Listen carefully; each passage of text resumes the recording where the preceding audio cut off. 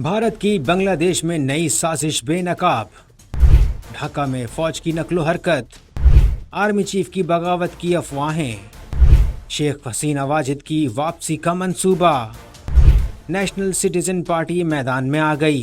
भारतीय हुकूमत और मीडिया की बांग्लादेश में दखल अंदाजी रुकने का नाम नहीं ले रही। भारतीय मीडिया ने दावा किया है कि बांग्लादेश में फौज और अबूरी हुकूमत के दरमियान इख्तलाफात बढ़ रहे हैं। भारतीय मीडिया के मुताबिक भारत बांग्लादेश में साबिक वजीर आजम शेख हसीना वाजिद की जमात अवामी लीग को दोबारा सियासत में लाने की कोशिश कर रहा है। भारतीय मीडिया के मुताबिक बांग्लादेशी आर्मी की नवी डिवीजन को ढाका में मुतहर्रिक कर दिया गया है, जिससे दारुल हुकूमत में एक और फौजी बगावत की अफवाहें जोर पकड़ रही हैं। मीडिया रिपोर्ट्स में कहा जा रहा है कि फौज मुल्क में अपनी गिरफ्त मजबूत करने की कोशिश कर रही है और इसी सिलसिले में बांग्लादेश की तीनों अफवाज के सरबराहान ने एक वर्चुअल इजलास में सूरत हाल पर तबादला ख्याल भी किया है। इसके अलावा नेशनल सिटीजन पार्टी के तालिब इल्म रहनुमा हसनात अब्दुल्ला ने दावा किया है कि भारतीय हुक्काम ढाका छावनी में खुफिया इजलास के दौरान बांग्लादेश में एक नई सियासी हिकमती अमली पर काम कर रहे हैं।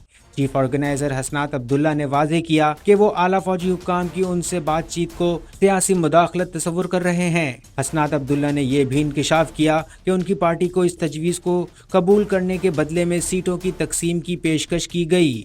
हसनात अब्दुल्ला ने मजीद इंकिशाफ किया कि रिफाइंड अवामी लीग के नाम से एक नया प्लेटफॉर्म बनाने का मंसूबा बनाया जा रहा है। ये मंसूबा मुकम्मल तौर पर भारत ने तरतीब दिया है। अवामी लीग पर पाबंदी के मुतालबे के हवाले से उनका कहना था कि क्या 5 अगस्त के बाद आपने कोई ऐसी मिसाल देखी है जहां अवामी लीग ने पेशेमानी का इजहार किया हो।